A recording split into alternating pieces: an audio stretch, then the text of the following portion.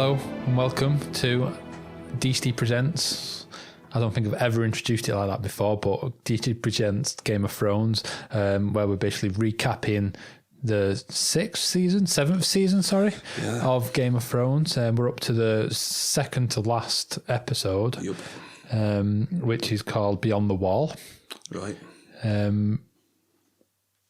And it's just a recap series where we're just recapping over the episodes. My name's Nick. Yep. Hi, I'm John. Okay. If you're all right, we'll just get straight into the episode and just. I've only got loose points, but just jump in whenever you've got anything to say. I'm good to go. Yeah, fantastic. Nice one. Right, we start off the episode. It's not even like a noteworthy point of the episode, but I'm going to mention it anyway. Yeah. It starts off with a shot of Daenerys's table. I noticed this. It's I don't know why, but it starts going over. It's the map of Westeros. The one big location I noticed on it was like the Vale of Arryn, I think it was, which is like John Arryn's, area where the Eyrie is, that kind of thing. I don't know whether that's relevant. Where the Eyrie? Sorry. Yeah, with the moon door. Do you remember when the little thing? Oh right, okay. So where the Knights of the Vale. Yeah, so it's panning over. It pans right over the Veil, kind of thing. So I don't know whether that's relevant or not. Maybe. I found it interesting. That's the one place I actually noticed. Oh, right, okay. Yeah. I honestly didn't even notice any of it. I've watched the episode since its release. I've watched it 3 times now. And because I always need to watch it a few times just to watch it once so I can fully take it in. Yeah. And then watch it a few more times to take notes and the likes. But yeah, I didn't notice anything when I've watched it. Like I say, it's just a throwaway scene in my opinion. Yeah. Anyway. It goes from there to pretty much practically the rest of the episode, really, doesn't it? But it's the what we call them. Snow Patrol 6 or something. Yeah, the Dirty Dozen. It's basically they're all like, it's Jon Snow, the Hound, Gendry, Thoros, Beric, Tormund, is it? Tormund, yeah, I think that's and Jorah. I mentioned Jorah. It's all these lot who've gone beyond the wall. With a whole bunch of red shirts. with a whole bunch of red shirts, yes. Yeah. And they're just walking at the beginning. You just see him walking through very thick snow. It looks bloody freezing. Yeah. Great location shooting. No, it is. It's amazing. Yeah. Like that's one thing I will say for Game of Thrones. They're great with the locations. They don't skimp on the stuff like that. Locations and stuff. There's a bit of chit chat. It seems like everyone's just trying to kind of get to know each other a bit. The first bit of chit chat I really took notice of was Gendry kind of getting a bit pissed off with the brothers without Brotherhood Without Banners. Brotherhood Without Banners about basically selling him off to the Red Witch. Yeah. I like this because, like, you can tell he's angry about it, but they're just like, "Well, you're here, Well, that's it. It's like you sold me to the Red Witch, and I think they said, "Lord, she's a priestess or something." Like that. I was like, "Do you know what they did to me? They stripped me. She stripped me naked. She tied me to a bed. I think it was the Hound who said it, and he's just like, "That doesn't sound so bad." Is that good so far? That's it, yeah.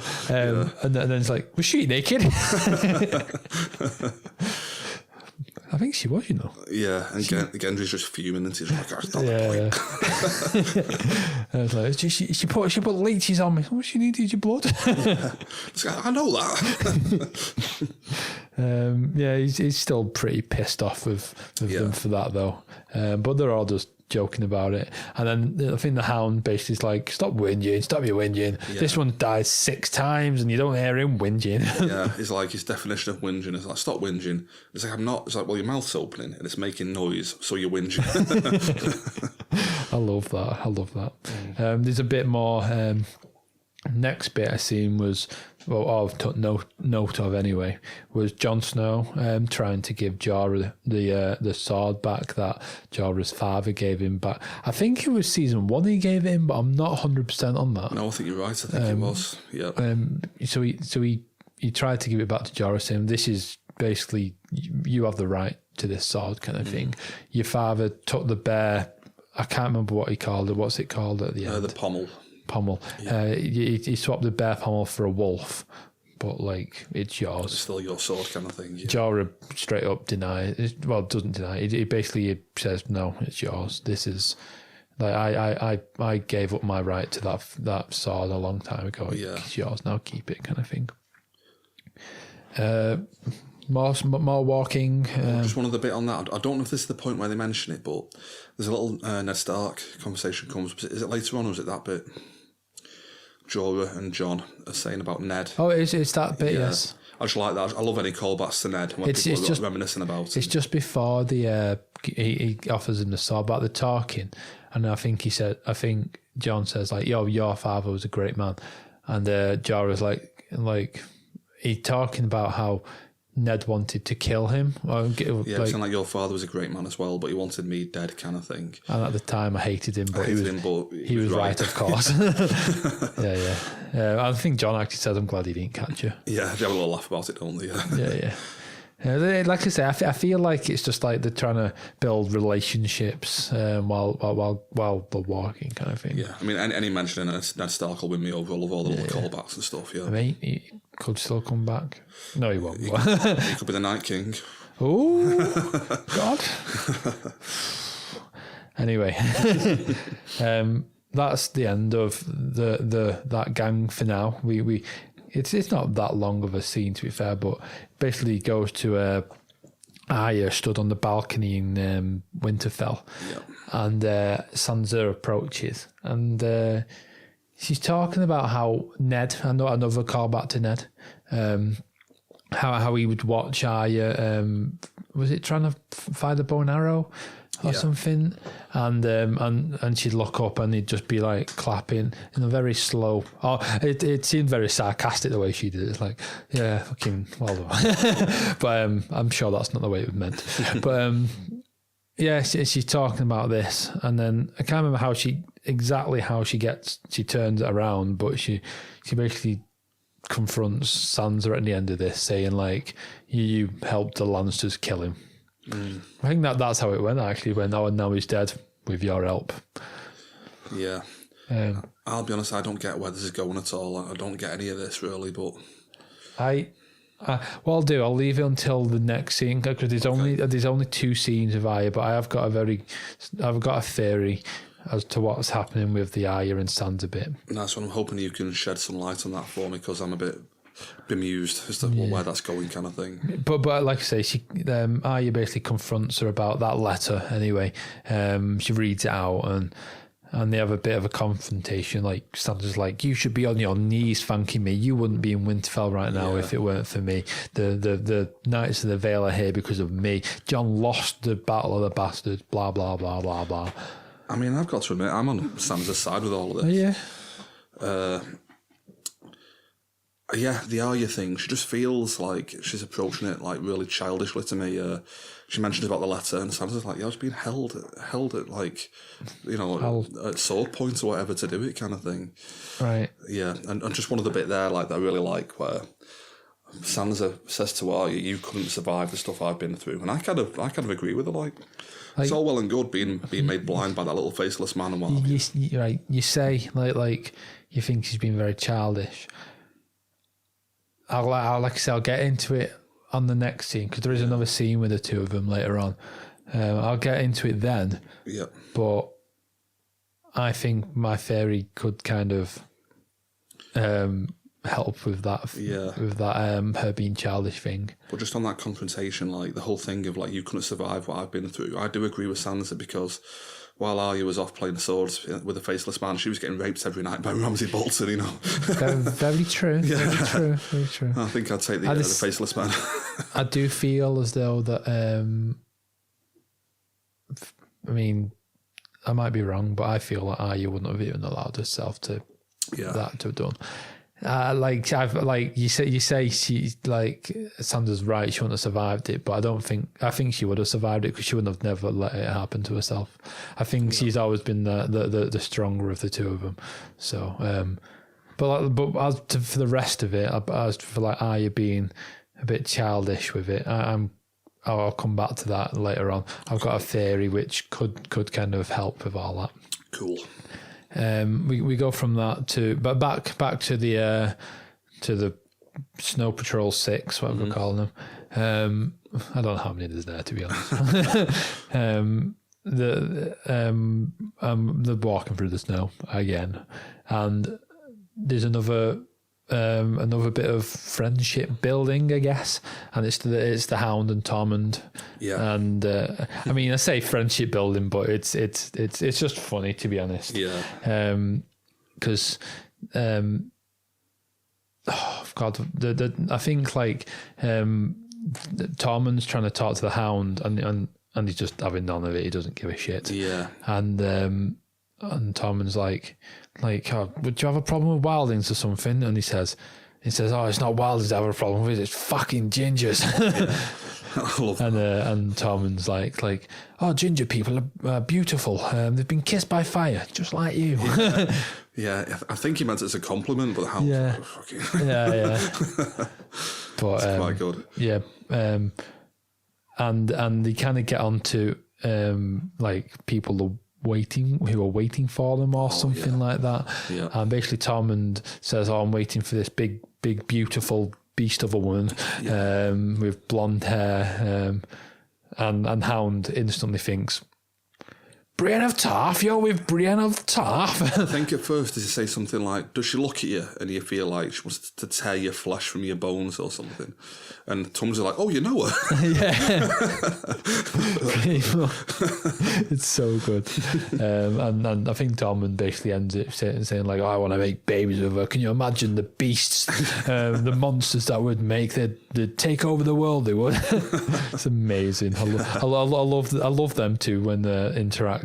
Like, it's brilliant. Because I'm a big fan of Tormund. I think he's a great character. And the Hound. I think they're both great characters. I mean, I'll come back to it later, but I might be a bit more negative than most on this episode. But that is one thing I do love. All of these characters, their interactions with each other. Yeah. Because you just feel like they should never be together, at any point kind of thing. So, yeah. But like, I especially them two. I love them two interacting because they're both very... what's the word I'm looking for? Blunt. Yeah, they're both blunt and to the point kind of thing. They're both very much like that, yeah. And those two interacting, it just comes across so well, and I love it. Yeah. Then we go from that to, I don't think there's anything. Correct me if I'm wrong, but basically we come across to the mountain like an arrowhead. And the Hound basically says, this is what I've seen in my vision in the fire. So we're getting close, essentially. It cuts from there. I've not missed anything as far as you're aware. Don't think so. What way are you going to go from? It's basically to Dany and Tyrion. Oh, now. Yep. It cuts to them and they're basically talking about things. I think Dany says to Tyrion, like, I like you because you're not a hero. And he's like, but I've been heroic at times. He's like, no, I like that. Yeah, it's been a bit put out, hasn't it? Yeah, and they're talking about things. They talk about the meeting with Cersei, and Tyrion's basically going, yeah, she's probably going to set a trap for you. And she's probably thinking you're setting a trap for her as well. Yeah. They also talk about... They talk about like all the people that fell in love with Dany, I think. Yeah. And Dario, Jorah, yeah. And how the daft have been heroes. I think I've just skipped and then jumped back for some reason, but Dany makes another insult to Tyrion by saying like, "Oh no, Jon Snow's too short for me." Like, oh sorry. But then Tyrion brings up who's going to sit on the throne after you're dead, essentially, which pisses off Dany. Yeah. It does. It turns a bit prickly. And there's also mention, like Dany brings up at some point, the fact that Tyrion's plans were bested at Highgarden, they were bested at Casterly Rock. Like he keeps on losing. So she's still bitter about it, even though like she claims to be over it, kind of thing. Yeah, she seems to be, but... And Tyrion's banging on about this, you know, you need to work out who your successor is, kind of thing. But like, when you were talking about, you know, the meeting Cersei, he's been banging on about like not killing anyone, not burning anything down. But when they were talking about this meeting with Cersei, it's like, well, what you'll do, you'll have 3 dragons in the background, and if she tries anything, you'll just burn King's Landing down. It's like, but you've been trying to avoid that all along.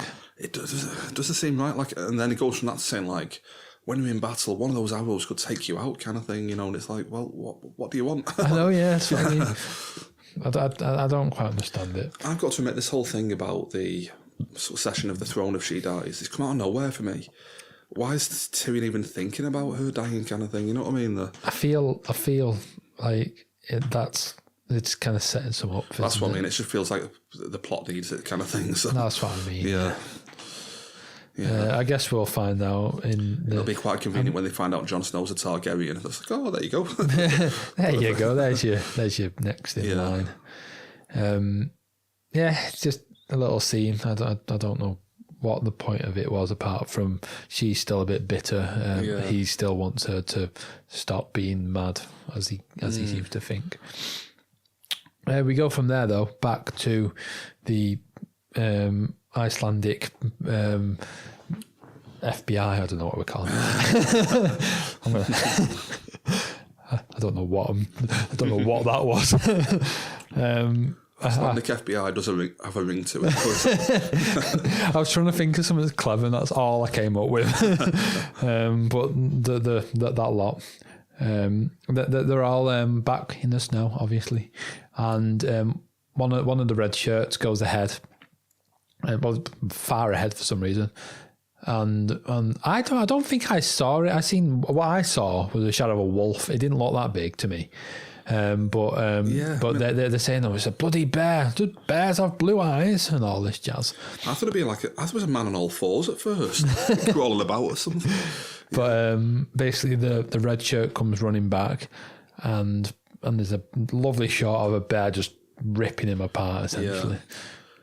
This is my highlight of the show, I think, for this episode. It was a great scene. I love the whole scene, the way it charges towards them, and after it's killed that red shirt, it disappears into the snow again, and Jon Snow's just straight after it. It's like, if that was me, I'd be straight the other way, kind of thing, you know. Yeah, I really enjoyed this. No, it's a great battle scene, isn't it? I think I can't remember his name, Top Knot, but Thoros of Myr. Yeah. Thoros. He basically, the bear's coming towards the Hound. But the other guy... Is that Thoros who bumps him out the way? Yeah, but who's the other guy with the flaming sword? Beric Dondarrion. Beric basically hits the thing with his flaming sword, sets it alight. The bear comes towards the Hound, and with the Hound being a bit scared of fire, he's almost frozen, and it's not because it's cold. And Top Knot... pretty much knocks the Hound out of the way to take the attack from the bear, which is when we see bites and everything, and Top Knot is badly injured. The battle is ended by Jorah sticking, I think it's a Valyrian steel dagger in the neck of the bear, isn't it? It is, yeah. So just one bit on this. We'll carry on. I'll come back to it in a second. But yeah, he kills it with the dragon glass. Is it? Is it dragon glass? Oh, I don't know. I honestly don't know, to be honest. Yeah, I couldn't figure out if it's Valyrian steel or dragon glass. I think there were like 2 dragon glass daggers almost. Oh, right, okay. Valyrian steel is really hard to get hold of. There's only like 4 swords that actually have it or something, which is like ice and Longclaw. The one that the Tarlys have that Sam stole, you know, stuff like that. So they kill off that bear.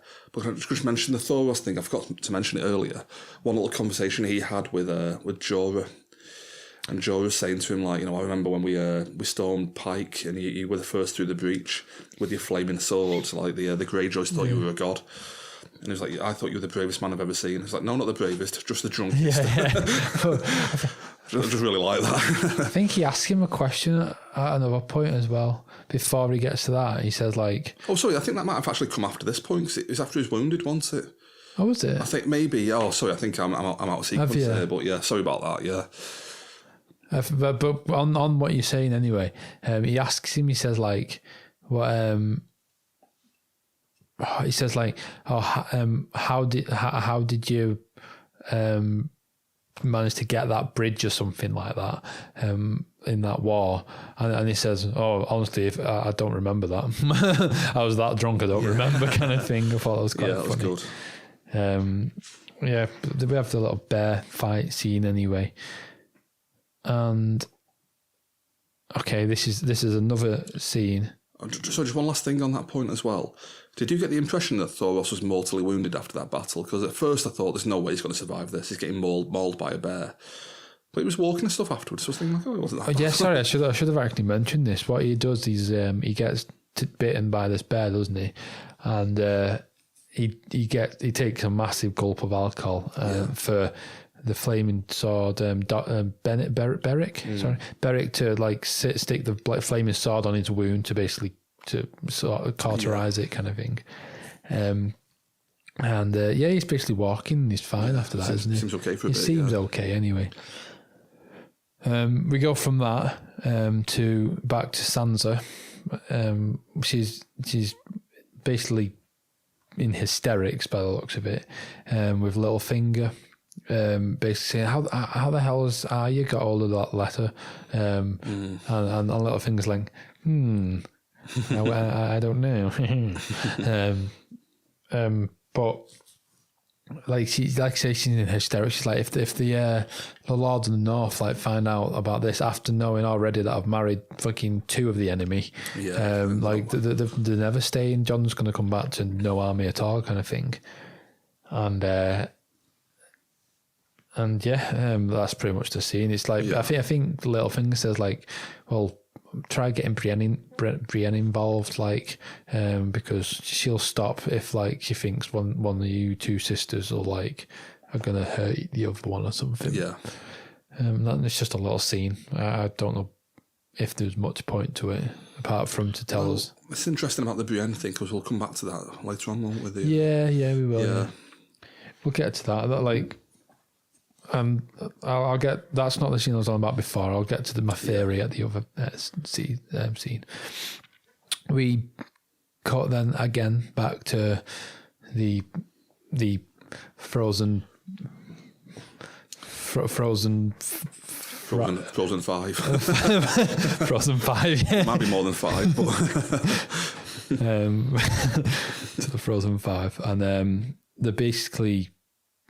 I think they're kind of scoping out the White Walkers, and they see like an army of them, and they kind of jump them, and there's a bit of a battle. Yeah. Like I think it looks like Jorah's about to like get a bit taken out as well. It seems he's in a bit of bother anyway, and Jon Snow with his Valyrian steel sword kills the leader of them. Yeah. With one nice little swoop, and the rest of them fall bar one. I didn't get that. So he didn't turn that one. I'm guessing that was not turned by him. Yeah, that's what we're taking from this scene anyway. Is that you take out the leader or the one that turned him anyway. You can take the rest of them out. So we know it's the final battle doesn't need to be as massive as they previously thought. If they can take out a leader, then they might be all right. But from there, they capture the one remaining one, and I think they kind of see that the army's coming, the White Walker army's coming. Yeah. So Jon Snow to Gendry's like, you're the fastest. Like, go back to Eastwatch, send the Raven to Daenerys, and like. Go now. And then Gendry's obviously like, no, I'm staying. Like, no, fucking go. You're the fastest. Go. And then a large number of White Walkers seem to kind of close in on the gang as they walk into like a frozen lake with a little rock in the middle. Yeah. And Yeah, they essentially get surrounded by all sides, from all sides. Another red shirt at this point gets pulled into the water Under and the killed, water, which creates a big crack around the thing, which basically keeps the White Walkers at a relatively safe distance. From what I've read today, is for 4 days. Right. Because apparently for the ice to freeze, like in my head, like in that kind of temperature, water would freeze like that, like really quickly. So, yeah. But apparently, in order for water to freeze and to be safe enough for that amount of people to stand on it, it would be 4 days. Right. Okay. This is what I was reading today. I'll be honest, it does feel like 4 days when you're watching it. I think that it did seem to stretch on a bit too long for my liking. I mean, I'm getting a bit nitpicky here, but I timed it. It's like nearly 8 minutes, I think. Yeah. From the point they get onto that thing to when they realise the water's frozen, and 8 minutes of like a 6 to 7 minute episode is a good chunk of the episode, kind of thing. No, it is. Yeah, just watching them wait for water to freeze. Literally, that extra 10 minutes which we got for this episode was them waiting for that water to freeze. The extended version. But before we get to them actually realising it's frozen, Gendry makes it back to Eastwatch in record time. Yeah, if he's you broke ask his me. own record there. He makes it back to Eastwatch, and Davos comes out and is like, "What the bloody hell's happened? Where's everyone else?" And he's like, "Send a raven to Daenerys." Send a raven. And because apparently a man on, well, I say a man, it could be a woman. So a user on Reddit anyway, I was reading today, did the math. And for him to get back to Eastwatch, for the Raven to get to Daenerys, for Daenerys to get the Raven and to go and do what she's going to do, that should take roughly 4 days. That's why. So, like, this person on Reddit has done the math and reckons it's bang on. It's actually bang on what they've done there. So I don't believe that personally, but anyway, the Raven's been sent by the looks of it. Yeah. We go back to them on the rock. Top Knot is now dead. Yeah, he's passed over, presumably. Yeah. The Hound at first looks a bit upset, but then he's just happy to get his alcohol. He takes the alcohol, starts drinking it. Jon Snow's like, "Come on now, we need to burn his body." Pours the alcohol over him, and and like, I don't know why no one's thought of this. Like, I think, was it the Hound or someone who was like, "Well, it's well and good burning his body, but unless the Lord of Light's going to give you fire," I was sat there going, "You got a flaming sword. You've seen it. Yeah. Of course you can.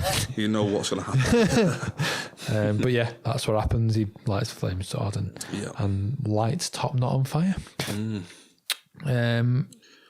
I mean, that's important, really, mainly for the fact that Beric Dondarrion can no longer be brought back from the dead now. Yeah, definitely. I think that's mentioned in the scene as well. Oh no, it's in the next scene, actually. If he dies, he's staying dead this time. Yeah, this is his final life, essentially. Yeah. But yeah, it's just that I think that was just the point of that scene, to be honest. It was just to show us that Top Knot is dead now. Yep. It cuts then back to Sansa.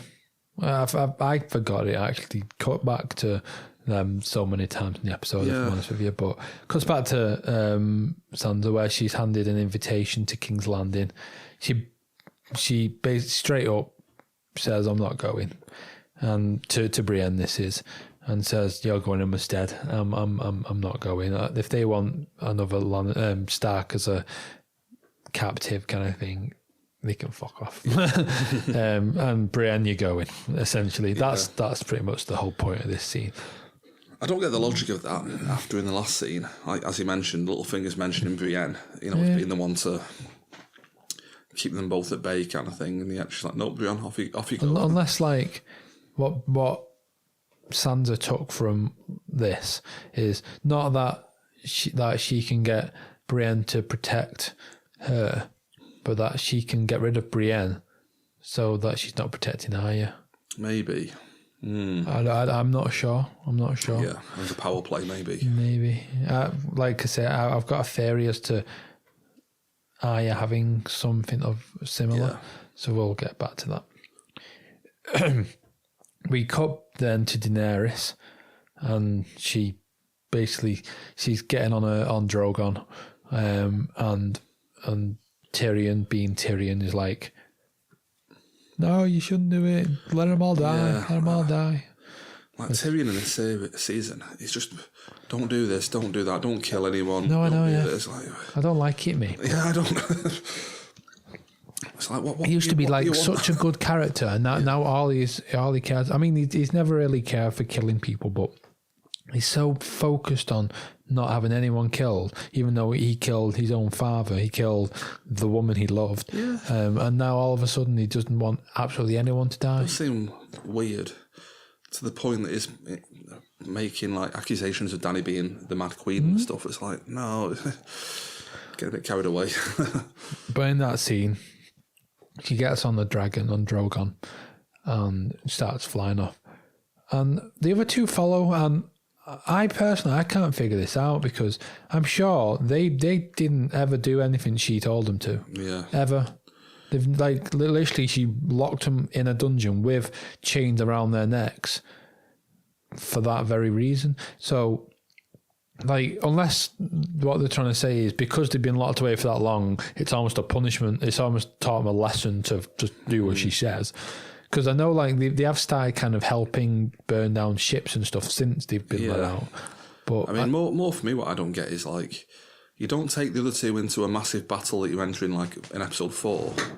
Yeah. When you're doing just a rescue mission, pick up a few people, take all 3. Well, that's weird, isn't it? Well, actually, saying that, there's actually a big reason why they have to go. Because the plot demands it. We're going to come back to that. Yeah, but that seemed to be a lot of what Game of Thrones is now, yeah. Yeah, they seem to put stuff in because the plot Forget demands character motivation. It's just, we need this weapon. Yeah, exactly. Yeah. And she flies off. It cuts to the Icicle Team 7. I don't know. The Icelandic FBI. I was trying to come up with a new one, but I'm really bad at it. I'm really bad at coming up with new names.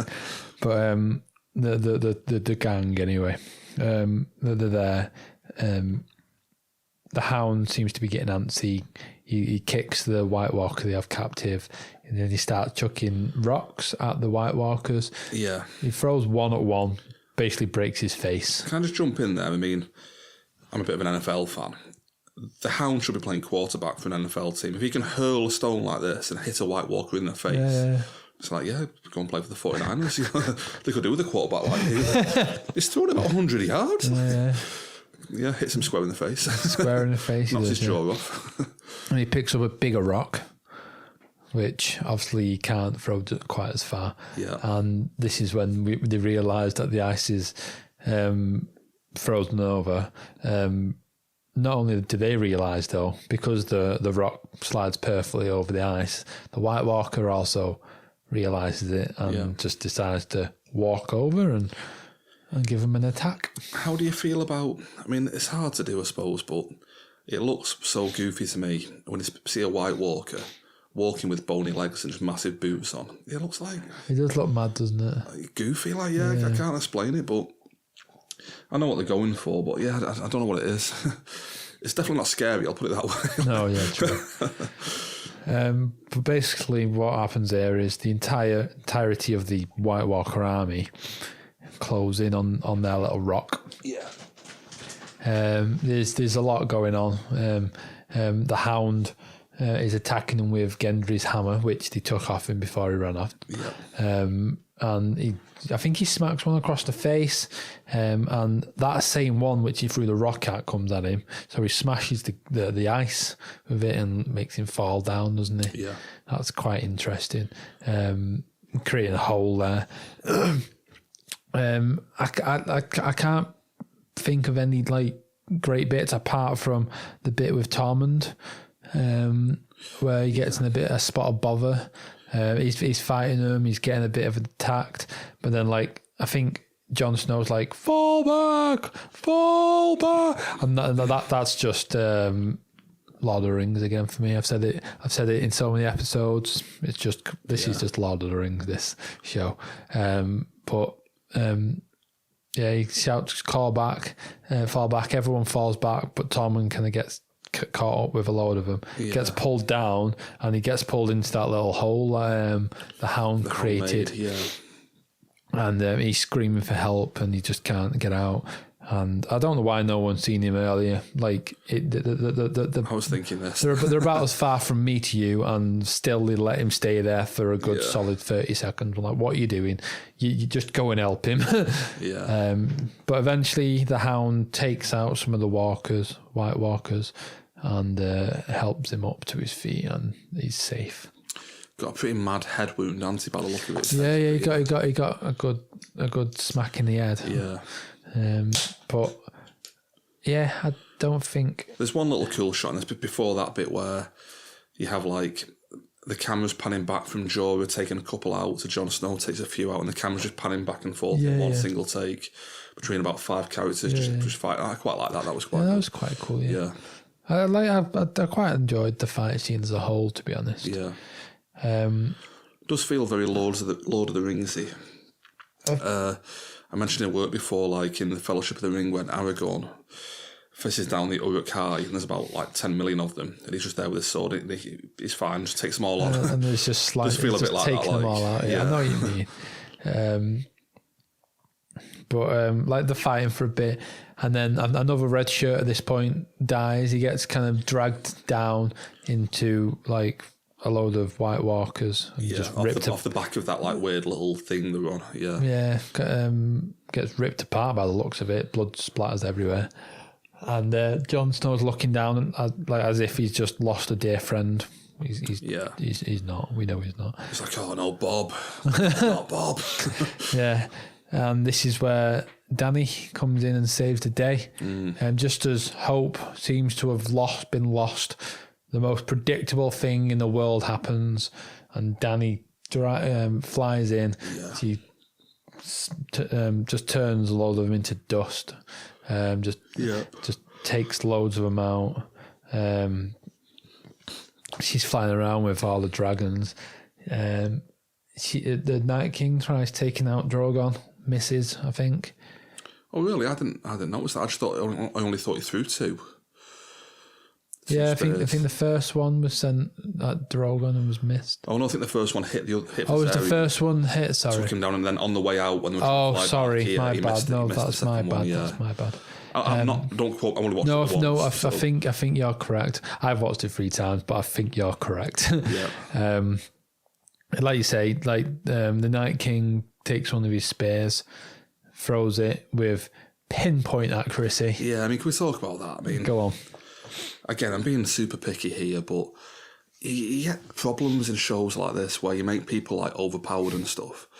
So like the Night King's like an Olympic javelin thrower and can like Bronn couldn't hit that dragon with like a massive crossbow designed just for that purpose, and yet the Night King can just hurl an ice spear and it just kills a dragon. It's like, why do we need the army? Just take your spears and just rock up down to King's Landing kind of thing, just spear everyone to death. Do you know what I mean? It's like, no, I do, yeah. I know what you mean. It's way too kind of, again, the plot demands it. They couldn't think of a better way of doing it, basically. Like, exactly, that was it. Yeah.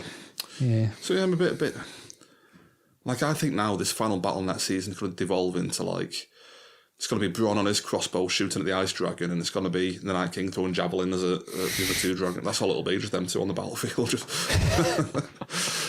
Can you imagine? It's like an archery contest or something. That'd be funny, that. Yeah. Well, I look forward to that. I mean, I don't.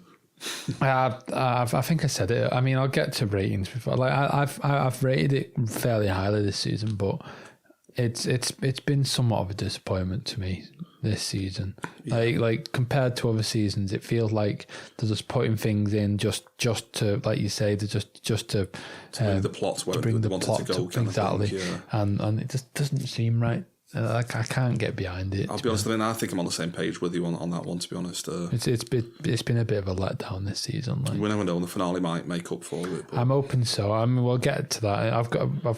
We've got you've seen this episode 7? Oh, I've actually not, so I forgot to watch it yet. Well, there's not much to it, so I'll explain it to you later. But first, like I say, the Night King takes out, I can't remember what his name, Madrien. I can't remember what the dragon's name is. Oh, is it Viserion that he takes down? Is that what it's called? I think so. Named after like one of the old. What was the other one called? Not Drogon. Drogon, Viserion, and I can't think now. It might even be Viserion, to be honest with you. I might be guessing a bit at that one. Yeah, I can't remember what it was called, to be honest. Yeah. But basically, Night King takes him out. He goes into a big lake of. Yeah. Well, a big frozen lake kind of thing. Tries again. Well, not before Daenerys lands and tries to get Jon Snow on. And Jon Snow's like, actually, no, I'm going to go and fight some more. There's two more White Walkers I want to kill before. Yeah. I didn't like this whatsoever. Just picturing like Jon Snow cutting through them. 17, 18, 19, 20, 21. The Night King takes on the dragon. That still only counts as one. Oh, it's amazing. I love that. But yeah. He goes and fights 2 more White Walkers. Yeah, just for the fun of it. While Jorah, Tom, and Beric, and is there anyone else? Jorah, the Hound, Beric. Oh, I didn't say the Hound, did I? Tom and Jon Snow. Yeah, well, Jon Snow doesn't get on. And a few red shirts, I think, might jump up there. Climb on. They have all of the bit of the detail. The Hound has the White Walker with him and skews him onto one of the dragon's horns, like spikes. Do you know at the start there? Yeah. Just so we can't go anywhere like that. That's so cool. And Jon Snow's gone a bit further. It's like, why are you going so far? Yeah. Like, what are you achieving there? Like, you've got a dragon there which can literally just burn all these instead. These White Walkers won't bring damage to that. Like exactly. Yeah. Right. So, and he's fighting him, and he spots the Night King, and he shouts to Daenerys, "Oh, go!" And Dany with almost a tear in her eye, like pretty much takes off, but not before Jon Snow is basically taken down into the water. Has he died again? Yeah, shocker. We'll find out soon. Has he died, guys? Anyway, Daenerys flies off and flies off into the distance. And guess what happens next? But go on. You won't believe it, John. Honestly, you won't believe it. Jon Snow comes out of the water. I was going to say before then, the Night King, that's when he has the other shot. With sorry, I forgot to mention that. Yeah. He takes to a shot, Drogon misses. Yeah. And then the absolute unbelievable happens. Jon Snow comes out of the water. Comes out of the water. I would never have guessed he would have still been alive. Yeah. And I kind of want to mention something I was reading today. There's a big fan theory that. Well, I don't even know if it's a theory, but it's not plausible in my book anyway. But basically, like some I was going to say eagle-eyed viewer, but I'm just going to say idiot. Like I said that like the sword blinked, and I seen a picture of it, and it looks ever so slightly that maybe. Like as Jon Snow rose out of the water, his reflections kind of gone into the sword. That's about it. Someone reckons the sword opened its eyes and blinked, kind of thing. I don't get that. And the theory goes that Bran, who can walk into people, has walked into the sword, which he hasn't, by the way, because no. Yeah. Just no. You can walk into animals. You can walk into people. You can't walk into an inanimate object. Fuck off. Yeah. Like, it just doesn't happen. So that's the theory anyway, that he walked into that so he could see Jon Snow in trouble, and the next thing could then happen because a servant of the Three-Eyed Raven could do what's going to happen soon. Yeah. He comes out of the water, and he's spotted by a couple of White Walkers. Yeah, well, I mean, I mentioned this in work today. Like, it feels almost like he comes out of the water and no one's caring about him. They're all going in the opposite direction. And, like, it's like, no, don't you leave here without killing me. Like, I'm still alive. So they all turn around and come back to him. It's like, nice one, John. and this is the bit, like, it kind of goes with that crappy theory I was on about, that the Three-Eyed Raven's, like, servant, like, which is Uncle Benji. Benjen, yeah. Benjen, sorry. As he kind of come and I'm not gonna lie, I love this scene. I thought it was amazing because, like, you kind of see in the snow this orange, like, glow kind of just spinning around. And I just love the look of those bolo things, like, just coming through just cutting the way through the White Walkers. That's what I mean. Like, you can see it cutting, and you can see the White Walkers just kind of falling, and it was so cool. I really like that scene. I thought it was so cool. But, like, he comes over to Jon Snow and he gets off, takes his hood down, revealing that he's Uncle Benjen. And Jon's like, oh, Uncle Benjen, what the fuck? Essentially. And he basically chucks Jon on the horse. And Jon's like, oh, come with me. He's like, there's no time. It's like, and I was sat there watching it going, but no, there's time. Get on the horse and go. Like, did you? No. Yeah. We're discussing it at work today. I hate these kind of, like, plot machinations where it's like say, you know, it's like this can both get on the horse and leave. No, there's no time. You go. I'll go and be a martyr and die over here. It's like, no, you could. No, there's actually plenty of time. Honestly, just look. They're quite far away. You can get on the horse. Yeah. We can ride off together and everything's fine. This has happened a million times to me that it always frustrates me, but the only actual example I can think of off the top of my head now is Cruel Intentions, which is really weird. Have you ever seen Cruel Intentions? I'm not sure. Spoilers, but Ryan... Oh, wait, sorry, I actually watched it on your recommendation. Right at the end of the film, Reese Witherspoon's about to get run over, and Ryan Phillippe runs in to save the day, pushes her out the way, but then stands there in the way and gets run over instead. It's like, you could have both got out the way. You know what I mean? It's like, no, there's no time. Yeah, I just hate that idea of, you know, no, there's only one of us has got to die. You go that way. Yeah. No, I hated it, to be honest. And he goes back to the White Walkers, and even though, like, he just took out a load of them in, like, that one little, like, thing, he goes in, does it once, and it just taken straight out. instantly gets taken out. Yeah, I hate it, and it was kind of what we were talking about before, where, like, it's for. They're adding stuff for plot. It's not even like they're adding stuff just for plot. They're like, they're just trying to end certain storylines just to finish it off, kind of thing. Yeah. And I would have been perfectly happy with Benji not turning up.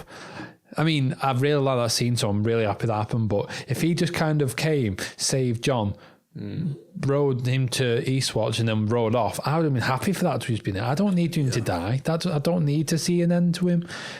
But apparently they figured that was the best option, to just kill him off. I love the idea, though, like you mentioned there, like Benjen comes in and he's killing them all left, right and centre, like, oh God, this is easy. I'm such an amazing warrior, killing them. And it's like, no, Jon, you go, I've got this. Yeah.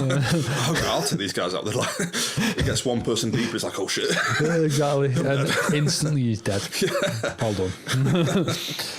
But yeah, I don't even know what to say now. It cuts from there to the Hound, Tormund and Beric on the beach in a surprisingly not snowy area, which is very north. And Hound basically sticks the White Walker that they captured in a boat. I think Beric's like, we'll meet again, and the Hound's like, I fucking hope not. That's good, yeah. I see that this is the kind of thing I like. I love the interactions between these people, because they're all just like, Beric's the same kind of thing. He's very, very direct and to the point. Yeah, definitely. I love it. That's some of my favourite things from this episode, like just the interaction between the people. Anyway. Yeah, but by looks of it, he's on his way to King's Landing anyway. I'm guessing we'll see him there next episode, which I'm hoping will bring him to his brother, because for seasons now I've been waiting for the Battle of the Kaglayans. I wonder how that's going to tie in. Yeah. I want, because like the Hound can't just show up and be like, oh, there's more important things now. Yeah, hey, bro. You know what I mean? So hopefully that's something they'll do anyway. Anyway, it cuts from there to the top of the frozen wall, and Danny and Jorah stood up there, and Jorah's basically saying, "Danny, come on, we need to go now. We need to go." Yeah.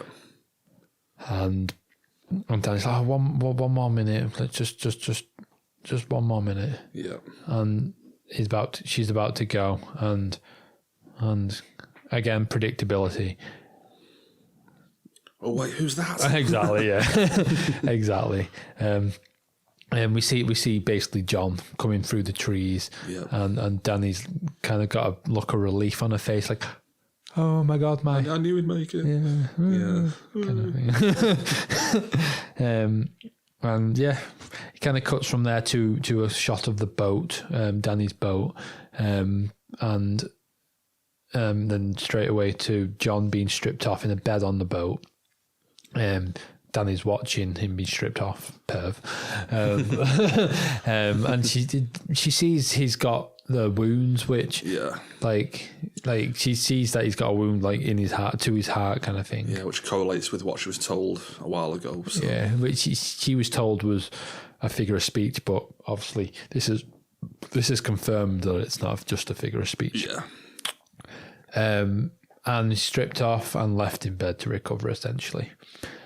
It then cuts to, I think, our final scene with Sansa. Yeah. It cuts to Sansa going into Arya's room, and she's doing a bit of rooting about, and she finds a bag under the bed in what I will say, in my opinion, was a fairly shittily like hidden bag. I don't know why it was so badly hidden, and in this bag, and this is why I think it was so badly hidden, because like the stuff in it should have been like more securely hidden, and it was faces. The first one I'm not sure it was, but the second one was Walder Frey. Yeah, and she's obviously a bit freaked out, but Arya's kind of. She's been lying in wait by the looks of it, because she's just there. Yeah. And she kind of, she's like, oh, you've not found what you're looking for, kind of thing. And she kind of shits her up. She says to her like we're going to play the game of faces, and try. Yeah, I don't even know how to say it, but like she shits Sansa up quite a bit. Basically just putting the wind up her, isn't she, kind of thing, saying, she's got the Valerian dagger that was given to Bran a few episodes ago. Yeah. And she's approaching her with the dagger, saying, all I need is a face, kind of thing, your face, I could be controlling Winterfell, Exactly. That kind of thing. I wonder what it'd feel like to wear the pretty dresses. Yeah. And but this, I'll go into my theory now, what I was on about. Yeah. This all kind of, I feel like Arya's, like as you were saying before about power plays, I feel like Arya's like she's playing Littlefinger more than anyone, and I think what it is, because in the previous episode when she was seen by Littlefinger to find the letter, I don't think Arya would ever, like with what the skill she's got, I don't think she would be so easily seen like that without knowing she was being seen. So I feel like she was allowed that to happen. She knew that Littlefinger was there, and she saw him there. On top of that, I feel like she's actually like she's making this bridge between her and Sansa, so it looks realistic to Littlefinger, to make him think he's got the upper hand. Yeah, maybe. And I think she's kind of trying to coerce Sansa into killing Littlefinger, which, in my opinion, is going to happen in the next episode. If it doesn't, then they've really have missed out on the greatest opportunity for these characters, because at this point, these characters don't have any use to me. I don't see any reason for them to be there. I felt ever since Littlefinger declared for the North, he's had no purpose. He's just been bopping around in the background. Exactly, yeah. Trying to play his games, but like, who's left to play with? Exactly, You know what I mean? yeah. So, like, I feel like she's definitely got to, like, be coercing Sandra into doing this. Yeah. And, like, that's why she gave her the dagger at the end of it. And it's probably going to be at the hand of his own dagger. He'll die. That he's going to die.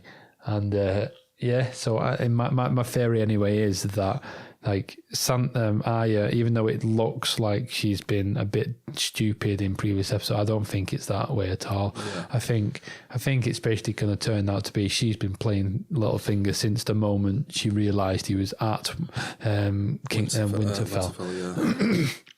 And she's basically been just playing him.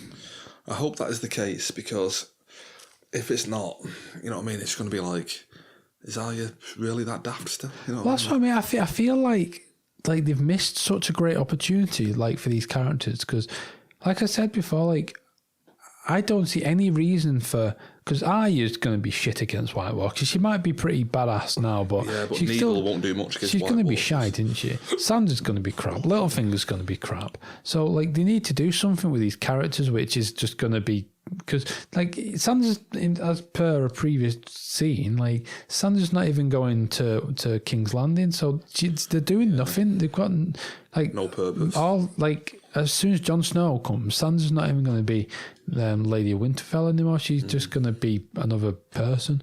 So I think this is the best opportunity for them to actually do the best with them characters. Yeah. My only one stumbling block with that is that I've thought this before, that Arya was smarter than she was. I don't know if it was last series or the one before, where she'd left the Faceless Men and she got stabbed on that bridge. Yeah. And fell into the water. And I thought at that point, oh, she's got a plan. It's clearly all... It's like, no, she actually turned out she was daft enough just to stand on a bridge and get in broad daylight and get stabbed. You know what I mean? I was like, she learnt nothing. Like, do you know what I mean? I hope it's not another case of that kind of thing. I hope not, because if they have just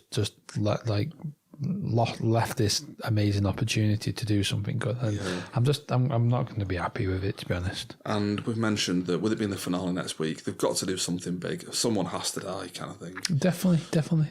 I don't think it'll be any of the main players. I don't think Cersei, Jaime, Jon Snow, Daenerys. I can't think of anybody else now. I don't think any of them will die, you know what I mean? So it has to be somebody like Littlefinger or Varys, I don't know, you know, somebody else. I mean, he's getting to a point where we've got little use for him anymore. Like, he's not even got his little birds anymore, really. That's the thing, a lot of these spies and, like, kingmakers, they're losing the purpose now. Yeah, exactly. You get into the end game and it's like, well, what more could you do now? Exactly, you know? Yeah. Like, it seems to be very... It doesn't seem to be as much about who's on the Iron Throne anymore. It seems to be about just fighting the White Walkers. Literally the outcome of the battle. Exactly. That's all so hopefully next week we'll get a good ending to that anyway. So that's the scene with Sansa and Arya with the faces and all that. I think Sansa actually asks in that scene, doesn't she, like, what are these faces? I don't think that's where what you said, what came in. She was like, you know, I could have your face. I could be you. I'll need your face. Anyway, it cuts from there to Jon waking up on the boat, and Dany's over his bed. Yeah. And they get all emotional and shit. Yeah. And, I don't know. He calls her Dany, doesn't he, at some point? I mean, if people have been wondering why, I mean, it's been a name on the internet, and I've also, I think a brother actually called her in season 1. Yeah, Viserys.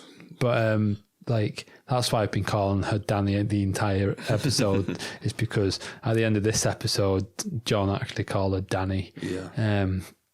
I mean, I don't know about you, but I actually don't give a fuck about them two. I really don't. I feel like I'm being, like, really harsh on the show and stuff, but I just don't find it that interesting, that kind of stuff, like their relationship. I don't. Mentioned before about Grey Worm and Missandei, what we just call them. I don't care. Like, you know, exactly, yeah. I'm not in this show for, like, to see, who's going to hook up with who, kind of. No, that's what I mean. I want to see who's going to kill who. You know what I mean? That's what's interesting. I don't give a crap who's going to get with who, kind of thing. Like I think they spend far too much time on that kind of thing. Yeah. But like they have a bit of an emotional, a bit of a conversation kind of thing.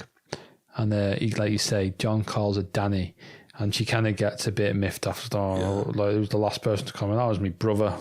Mad brother Viserys. Yeah, and he goes, "Oh, not Danny then. How about my queen?" And he says, "I would bend the knee, but I'm kind of bedridden right now." Yeah, I mean this didn't go down the way I thought it would. If I was Daenerys, I'd be like, "Thanks a fucking bunch. You got me up here with my dragon, so one of them's fucking dead now." To come and save you. He does apologise when he says, "I'm so sorry. Like, if I could take it back, I would do one. I've never gone." She literally says though, like I wouldn't take it back. Like, I've seen it now, and I know what the actual war will be. Like, problem is now. It's not the war for the Iron Throne right now.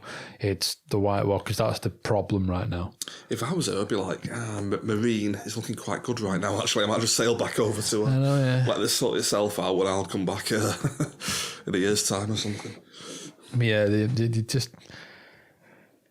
Yeah, he basically agrees to bend the knee, and she says, like, "What about your people?" And she's like, "Oh, they'll see you for what you really are." Yeah. And she kind of gets all teary and goes, "Oh, open the third bit." I kind of feel like it's without a dragon, they wouldn't be bending the knee to her, kind of thing. Yeah, true. I mean, a lot of the people would be. There's a lot of people that seem to be following her because she's she seems to be trying to do the right thing. But maybe. I mean, John's done it before that. Yeah. I mean, we can take that he bent his knee because of a conversation he had with Tormund earlier in the episode, where Tormund basically said like, "Oh, so you've been in the north for a while, and now you won't bend the bloody knee." And was his Mance name? Rayder, Mance Rayder. He wouldn't bend the knee, and look how many of our people died. A lot of his men died because of it. Yeah. So I think we're taking. I'm guessing we're taking from this episode that it was because of that he decided to bend the knee in the end. Maybe. I mean, it seems a bit of a strange decision to me to do it at that point, but I don't know. Yeah. I mean, she saved his life. Well, no, she didn't. She fucking left him to die. Yeah, that's a good point. I've been like, yeah, come back for me. I mean, he did tell her to go, I guess, but it cuts from there anyway to our final scene of the episode, which is, and again, who didn't see this coming? Well, I'll tell you what, I didn't see coming. These chains that the White Walkers have unearthed from somewhere, these massive chains that they use into Yeah, I mean, this is another theory that I read today, that like, they have the chains already because it was planned. This whole thing was planned. Maybe. Like the entire what's the word I'm looking for? Basically, they were planning on jumping them all. Like, that was planned all along because, I mean, it's a very loose theory, so it's not got a lot to stand on. But basically, it's saying that like there's 5 of the head people on the top of the mountain, 3 of which had spears, and because of this, people are reckoning that like they had it all planned out all along, and they had 3 spears so they could take each of the dragons out, and they had the chains already because they planned on obviously bringing them back. But I still don't understand where they thought they made them from, where they came from or anything. Yeah, like they've got like a White Walker blacksmith or something who's knocking these chains. I'm imagining some like massive, do you know what I mean, like The Hobbit, where they've got the where Smaug was. I'm imagining they've got like a big castle in the mountain like that with a White Walker blacksmith just making these chains. I honestly don't understand where it came from. But anyway, a load of the White Walkers are dragging something out of the water. I wonder what this is. And I know what it is. It's that red shirt from earlier. That was it, yeah. Yeah, the red shirt. I mean, it's not. It's the dragon that fell earlier. Yep. Obviously. And they drag it out, and the Night King walked over. I mean, I don't know if this is true, but I heard today that this is the first time we've seen him off a horse. Yeah, I don't know. It could be. Have we ever? Although I feel like at the end of Hardhome, who stood there when he raised his arms, like. Yeah, you might be right. Actually, you might be right. Yeah, maybe that was. Maybe. I honestly don't know. But yeah, he walked over to the dragon, and what's he going to do next? Does anyone know? Obviously, he's going to bring the dragon back to life as a White Walker. Yeah. Which is what he does. He touches the dragon on the head, and the episode ends with the dragon's eye opening, and an eye, and a blue eye is revealed. Yeah. Yeah. Yeah. It was very predictable, this episode. I saw it all coming. I got to a bit beforehand. I at no point before this episode was leaked last week and stuff. I had no idea before that there was going to be an ice dragon. I never at any point thought that. So you knew when it got leaked? How did you know? Because I know you've not watched the leak. So how did you know that? It got mentioned in work, didn't it? Did it actually? I overheard you guys talking about it when Meg was like, "Oh no." Fair enough. Oh fuck! Fair enough. Yeah. So I kind of knew at that point. I mean, I'm not gonna lie. I like. Up to that point, I had no idea. In the trailer for this season, in general, there was a nice dragon in it. Yeah. I didn't even notice that. Yeah, and in the poster, there was a nice dragon. Yeah, I never saw. I remember Lauren mentioning that. I never saw that. But I honestly could have guessed this was going to happen from season 2. That one of those dragons were going to be. I literally had no idea that was coming. I saw it coming. And the funny thing is, it's all over the book. There's a million mentions to fairy tales of Ice Dragon. There's actually a book called The Ice Dragon that he wrote, like a spin-off novel. Right, we were talking today. I'm convinced it's going to be ice that this dragon breathes. I imagine. But like someone maybe works like blue flame or something. Someone said blue flame, but that doesn't make sense to me because it's a song of fire and ice. Yeah, like say, my first thought would be just like ice, like that'd be cool as fuck. That's. Yeah. But yeah, I can understand if it's just blue flame or something. I would be disappointed personally. Yeah. But yeah, that's pretty much that's the end of the episode anyway. Anything more you wanted to mention about? A couple of theories, if that's okay. Yeah, by all means, go into it. I mean, I'm predicting now for next season, but I'm pretty sure Jon Snow will end up on that ice dragon at some point. Do you actually think? That's what I think. Yeah. I'm not gonna lie. I'm 100% against that opinion. I think it'll be like, again, I'm getting way too specific here, but I think the finale of the show will be like the big battle. And what'll turn the battle is that dragon remembers something about Jon Snow being Targaryen and lets him ride it kind of thing. Yeah, that would be too cheap for me. Do you think so? I wouldn't like It's just the whole 3 heads of the dragon thing I keep coming back to. I think that's what I mean, what they've done, they've learned something this season. They've learned, in this episode, they've learned that they can take out a massive amount of the army just by taking one night. One White Walker out. Yeah, one White Walker out, and there's I was reading. That's another guy on Reddit. Honestly, get on Reddit if you want theories because it's amazing. But it's another guy, and he's basically saying how like he feels like that dragon. He'd be willing to pay that price if he were Daenerys because what they've learned in that episode is well worth it. They've learned that they can take them all out like that, and that dragon is not even going to be a problem because of that. Maybe, yeah. And I don't know if I agree that the dragon won't be a problem. I think the dragon's going to be a bit of a pain in the ass, but I do think that because they've learned that now. It's not going to be that different. It's going to be difficult, obviously. It's not, if in episode 1 of season 8 they fucking take out the Night King, then that'll be a bit of a shit season. Yeah. But, I think that it's not going to be as difficult as everyone seems to think now. Yeah, I'm thinking now, if it is the ice dragon that fires blue flame, that's how they get past the wall. The dragon is going to take it down, kind of thing. You see, I was discussing this today though. The wall isn't just ice; it's magic as well. Got magical spells within it. So we can assume that the dragon can get over the wall itself, but as I don't know if we spoke about this in episode 1 of this podcast, but in the intro, the around the wall, the ice has been the water's been freezing over around the wall. So I don't know if it's going to freeze over, because in this episode when we seen the Hound putting the White Walker in the boat, the wall was still far out into unfrozen water. So I don't know if this is actually going to do anything, but I don't know. I don't see them being able to just get through or break down the wall or anything. I don't see that happening. I hope it's not okay. But I mean, my issue with it happens in this episode kind of thing. How much of a threat is water to the White Walkers? They're dead.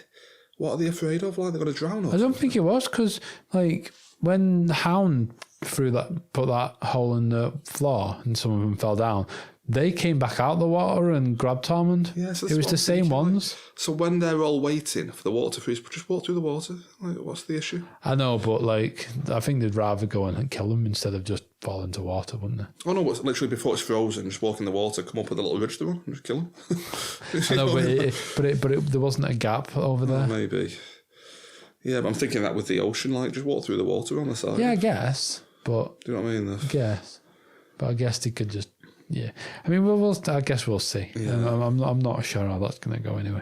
Yeah, just one other thing I want to mention. Like I said, I'm pretty sure my theory is that Jon Snow will end up on that dragon at some point, and Daenerys is going to die in the finale, the whole show finale. I'm sure now that Daenerys is going to be the. I can see Daenerys dying. I'm pretty confident Cersei will die too. At some point. She'll be dead by the end of the show, definitely. Definitely. But I'm just thinking, he's always mentioned it's going to be a bittersweet ending. I'm thinking that, Dany will, win the war for them, but she's going to die in the process, and Jon Snow will have to be the last Targaryen to keep the name going. Gendry. He'll be like, well, my dad was king last. I think I have the right to the throne more than you do. And then he'll just start killing everyone. He'll kill Jon Snow. I think Jon Snow will be the king. Gendry will be keeping the Baratheon name going. Jaime will be keeping the Lannister name going, and Sansa will be keeping the Stark name going. Yeah. So you think you're saying Bran and Arya is dead? I don't care about Bran. Yeah. No, what I'm saying is that you're saying Arya and Bran will die. Well, I think Bran has almost forgone his right to be the Lord of Winterfell. I'm kind of buying into the theory that he's going to be the Night King. Yeah, we should mention that. Just I had not even heard this until Meg mentioned it a few weeks ago at work. Yeah, saying that Brandon Stark could turn out to be the Night King, and the more we hear about it, the more I'm just thinking, it makes sense, doesn't it? Because if he I think we've spoke about it. Someone's said to him in previous season that if he were to stay in the past too long, then he's just going to stay there, kind of thing. Yeah, it was Benjen, I think, Uncle Benjen. Was it? Yeah, and the theory goes that he's going to go back to try and stop the White Walkers being created, to that scene we seen a few seasons ago. Yeah. Where the children of the forest kind of put an icicle in a person to create the first White Walker. And the theory goes that he's going to go into that person and he's going to get stuck in there whilst trying to tell them not to do it. Yeah. And he's then going to become the Night King as a result. I like that theory. I love it the more I think about it. I've heard quite a bit, I've read it online quite a bit today. People saying that it might happen where he's going further and further back in time to try and stop the creation or stop the White Walkers. Yeah. To the point of he went back to and took over Mad King Aerys. And the message was mixed. When he's telling people to burn them, he means the White Walkers, but they're thinking he means everybody else kind of thing. Right. And how he made Hodor go mad by going into him. And all he could say was Hodor after that. Same thing with the Mad King Aerys. He'd go into him to try and stop them, to tell other people to go and stop the White Walkers, but it'll affect King Aerys and make him mad, Yeah. And so that's why he was killed. He'll then go back further to be like Bran the Builder, the guy who built the wall, and he'll be like overseeing the construction of the wall to stop the White Walkers. Go back even further then to the first White Walker to try and stop it, and he'll fail. It makes a whole lot of sense, though, doesn't it? Yeah, almost like a deception where if you get stuck in limbo, you just forget who you are. You're just stuck in there. I mean, we already know that Bran isn't Bran anymore, though. He's admitted it in this season that he's not Bran. So, like, I think people have asked, like, so why would he be willing to just go mad and kill people as the Night King? But it's because he's not Bran anymore. Because he's got trapped in that body and just forgot who he is, kind of thing. Like, yeah, I love that. Fantastic. Imagine if that doesn't happen at all now. Oh, I know. Everyone's concocted this amazing theory about it. And then they just do a crap version. Yeah. Imagine. It'd be horrible, that, wouldn't it? Well, fantastic anyway. We've gone through the entire episode, gone through our theories. I just wanted to mention the trailer for episode 7. Yeah. I know you've not seen it, but I'll just... It was only like 30 seconds, so there's not much to go through, but what we see in the trailer, we see the Unsullied armies, like a lot of them, just kind of seem to be waiting for the time. I think we see... what's his name again? Grey Worm. Grey Worm. We see Grey Worm in the shot. We see lots of other arms. We see a lot of navies, like the Navy. I don't know if we're assuming that's Euron Greyjoy. Euron Greyjoy. Yeah. It might very well be Euron. He might be the spanner in the works, to be honest. It might very well be. Yeah. But I mean that goes with what I'm saying. That I'm thinking that this episode's going to kick off. It's going to be a big episode there. Yeah. And if it's not, then I'm not going to be happy. And we see a lot of the big heads, which is Daenerys, Cersei, Jon Snow, Jaime, Tyrion, and we see them all kind of meeting at, I think it was the Battlegrounds. Is that what we're calling it? I heard Meg say before, is it the Dragon Pit? The Dragon Pit, sorry. Yeah. Dragon Pit. I think, yeah. I think I'm just guessing. Apparently, this is right. Yeah, they're all meeting there, and there's a lot of them, and it kind of you kind of hear Jon Snow saying a big speech, and it's like there is only one war that matters, and it is here, and that's it. Right. That's the trailer. So, I'll be pissed off, to be honest, if the episode ends with that speech. Yeah, because that'll piss me off. But from that anyway, I'm taking that there's going to be a lot going on, and there's going to be a good episode. Yeah. It's an hour and 20 minutes, this episode. So, like, I'm hoping we can expect big things from it. Hopefully. I mean, I'm a bit disappointed with the series as a whole, this one. I've said it myself before, John. It just feels like a bit of a filler season where, like, they've just been moving from place to place, nothing of consequence actually happening. I feel like it's almost like they're just kind of putting the pieces in the right place. Yeah. Like, it's like, all right, that needs to go there, that needs to go there. And then the next season is like, right, everything's in place. Let's go. Like, looking back at the whole episode 4 battle with the dragon and stuff, what purpose did that serve other than that to take out a few Lannister soldiers? You know what I mean? Like, it didn't really serve any purpose. Exactly. Yeah, so... I don't want to sound too negative, though. No, I mean, it's... I am a bit negative about the season as a whole, to be honest, like you say, but like individual episodes, like I've still been rating them quite highly. I think there's been some decent shots and decent scenes, like, which actually we should actually just get onto our ratings of the episode. Let me go first. Yeah, please. I'm going to go with the lightest 4 possible, only because I think episode 4 was better than this one. And I think I gave that 4.5 maybe, so I'm going to go with a really light 4 for this. I mean, I do I actually think this is better than episode 4, personally. But I gave episode 4 4.5, and I'm giving this the same. I'm giving it 4.5. It was all right. I enjoyed some of the scenes. I enjoyed the banter between, like, the Hound and that. So that probably brought it up for me, to be honest. Yep. But yeah, I think that's it for our recap of that episode. And we'll just do a bit of housekeeping, give out social media. Yeah.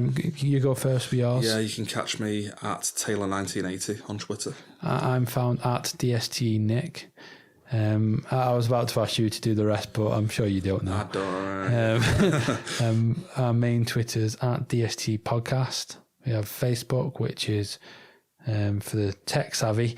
It's facebook.com/DST Podcast, or you can just type in the search bar at the top. Don't spoil the ending podcast. Yep. All right, well, fantastic. That's great stuff. I enjoyed that. Thanks ever so much for listening, and we'll be back next week for the very final episode of Game of Thrones. The big finale, yeah. And we might have a surprise for you, but we'll let you know. Just tease that. Thanks very much, guys. Cheers, guys. See you next week. Bye-bye. Cheers.